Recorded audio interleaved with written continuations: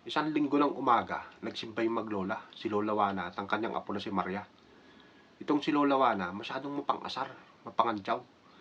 Wala siyang pinipiling lugar kahit mapahiya yung kinakantyawan niya. Wala siyang pakialam, basta tawa lang siya ng tawa. Ito namang si Maria, medyo nagkakaedad na pero hindi pa rin nag-aasawa.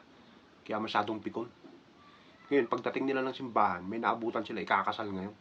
Kinantyawan na naman siya ni Lola Wana. Uy, ikaw nang susunod. Nagtingi ng lahat ngayon yung tao kay Maria.